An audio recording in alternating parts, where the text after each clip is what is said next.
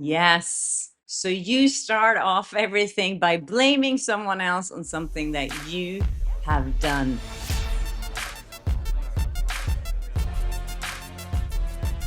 Hi and welcome to Blossom Talk. I'm SHADY and on my channel I talk about my good and bad experiences in Hollywood, working as an entertainment reporter, and as you know, a lot about Justin Baldoni and Blake Lively's legal feud. Anyways, if you see anything weird under my chin today, it is because I fell off my bike yesterday. It could have gone really badly. Thankfully, it didn't, but it was super scary. I have this new electric bike and I was biking around. It's so beautiful here in Mallorca to bike outside. And I was biking downhill. I was wearing a caps, and then the caps was about to fly off my head, and I grabbed it. And then I grabbed the brakes with my other hand, and then I was flying into the street on the other side, on the other direction that the cars could be coming. Luckily, there weren't any cars, but anyways, I flew and my chin hit the ground. And these really amazing, nice people that lived around there. There was one guy from a store, another one from like this bike rental place, and they came running to me and helped me and bandaged me and gave me ice, and they were so nice. So I'm alive, but it was super scary. Luckily, Magnus was with me as well, and yeah, I made it. But now I know how to be really careful and don't brake really fast on electric bikes going downhill. Not recommendable. Anyways, I was looking at some other creators and people online. They were talking about the Time 100 most influential companies cover with Ryan Reynolds that was released or published last week, and everyone's like, he bought that cover, this is so corrupt. And I mean, that could be, but I forgot to say this the other day. One of the reasons I think that Time 100 put him on the cover is because they know people will talk about it. It doesn't really matter if it's negative comments or negative attention. People are talking. So many of those quotes from that Time 100 interview has appeared in outlets everywhere, basically. So for Time 100 to get all this free publicity by putting a man on the cover that people really dislike at the time, it's really smart. The same thing happened. I don't know if you remember this. I think maybe it's 2 weeks ago that Blake Lively went for a party, a Vogue party, and Vogue did this carousel of different celebrities on Instagram, and they used Blake Lively's photo as the cover, like the first picture to show up on that carousel. And people were, of course, the comment section went crazy, and everyone was like, how could you do this? Blake Lively's on the cover, blah, blah, blah, blah, blah. And of course, Vogue did that too, because they wanted the attention. They wanted people to talk about it. And I think if Time 100 didn't put Ryan Reynolds on the cover, no one would even know that magazine was out with the top 100 companies in the world. That's how cynical it is. They are really milking the hate that Ryan Reynolds is receiving right now.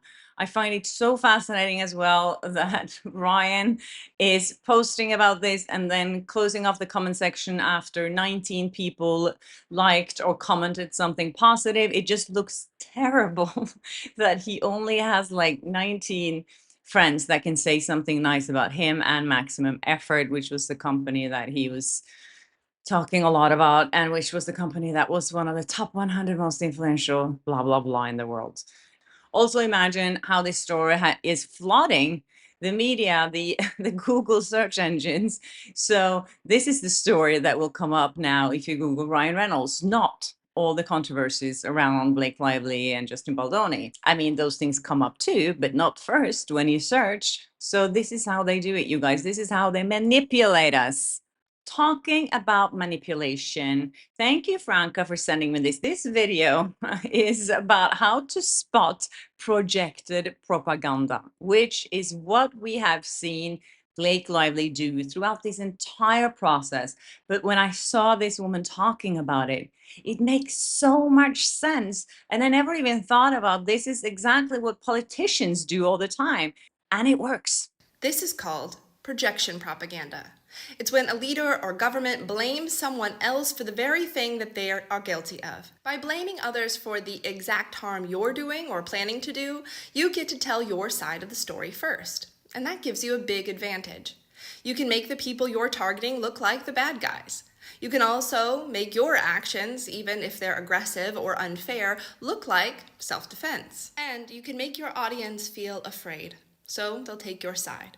Yes. So you start off everything by blaming someone else on something that you have done. Exactly what Blake Lively is doing. She started off blaming and accusing Justin Baldoni of running a smear campaign against her, while in reality, she was the one running a smear campaign against him. As I spoke about last week, the Daily Mail reporter James Vitushka, who is now about to withdraw his sworn statement, he wrote stories putting Justin Baldoni in a bad light. And if we are about to learn that Leslie Sloan was his source behind those articles, that proves, as I said last week, that actually it was Blake Lively's team running a smear campaign against Justin Baldoni. So this is what she's been doing the entire time. And her whole team is being a part of it. When someone accuses another person of exactly what they themselves are doing, people still tend to believe the accusation. In the media, this effect may be even stronger, partly because of something called the primacy effect. This is a type of mental shortcut our brains use that makes us more likely to trust the first version of a story we hear, even if it turns out to be false, or more facts come out later that provide meaningful context. So, when someone lies first and points the finger quickly, it shapes how everyone else sees the situation in the long run. Thank you for sending me that. This is really like, there's so many things here that I said before that I find so interesting about this case is the psychology behind everything as well. I think I'm not only speaking for myself, but I've learned so much throughout this case about human behavior, because the things that we've seen that these people are capable of, and then we see the playbook that they use, it's like, oh, that makes sense. Like I was talking about narcissistic behavior the other day, when this woman, this doctor, was explaining everything about narcissists and how they act and react and how they run a smear campaign. It is exactly like hearing about what Blake Lively has been doing to Justin Baldoni. Anyways, this is not going to be any long episode because it's Sunday and I'm still a little shook from my accident yesterday, but I just wanted to briefly talk a little bit about Jeff Bezos' wedding. So as you probably know by now, Jeff Bezos married his wife, Lauren Sanchez, or his fiance, in Venice this weekend. And we saw a lot of demonstrations around this. People were like, this is disgusting. You're bringing all these people here. Tourism is such a big problem in Venice to begin with. I mean, I've been there. I've been to the film festival in Venice, and I have to say, I was kind of shocked by all the people there. It's insane. And when you do something like this and you bring a lot of billionaires and celebrities to a small place, because it is very tiny, they received a lot of criticism for that. And I think the fact right now that people are kind of tired of entitlements, celebrities, and billionaires, this did not land well. And there were some interesting demonstrations in Italy. People are not happy with Jeff Bezos. And then, of course, he had this amazing guest list of all his friends. Some of them, I was like, why is he friends with Kylie Jenner? What does Jeff Bezos talk to Kylie Jenner about? She was at the wedding. The whole Kardashian family was at the wedding. Oprah Winfrey, okay, that makes sense. She has powerful friends. And Bill Gates, that makes sense to me.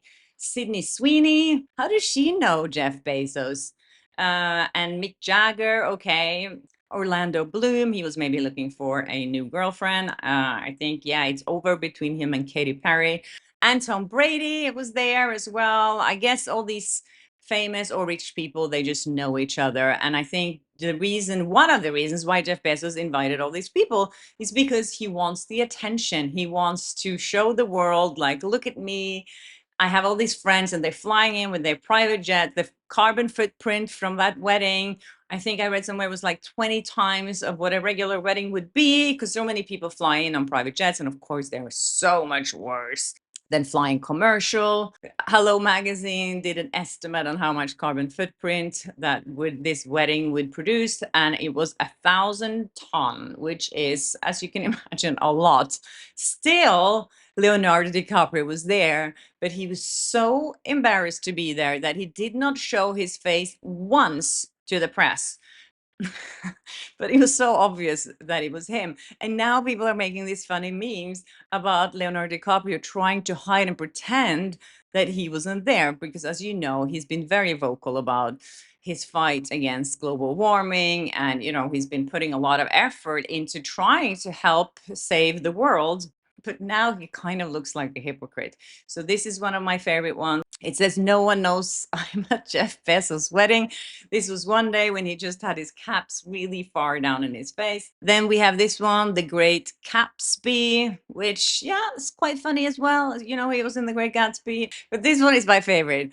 "I'm on vacation from my values." Yeah, definitely. Yeah, I saw a lot of photos and videos of Leonardo DiCaprio from this weekend. He's the one that was photographed almost the most because he didn't want to be photographed. And here's another picture of him wearing like a hoodie all over his face, trying to hide. And everyone's like, "That's Leonardo DiCaprio with his face under a hoodie." It's not like it's not you, but just because you have a hoodie there, everyone knows it's you. And everyone would find out because the guest list was already announced before the wedding. Anyways, now they're married and all the guests have hopefully left Venice, so people there can relax a little bit and not be annoyed about billionaires and celebrities. Well, that's it from you guys. Today it's Sunday and I'm going out to dinner to meet a friend of mine from LA who's also a journalist, a Spanish journalist. So yeah, I hope you enjoy the rest of your weekend, and I hope this week is going to be exciting. I have a feeling there's so much brewing. There will be more scandals. I just feel it in my gut. Anyways, thank you so much for watching, and please subscribe if you haven't, and click the notification bell so you don't miss an episode of Floss and Talk. And again, thanks for watching my podcast, you guys. If you haven't checked it out, it's quite interesting. Leonardo DiCaprio is also in that podcast, so check it out. I posted it on Friday. I'll leave a link in my description as well. So yeah, see you next time. Bye.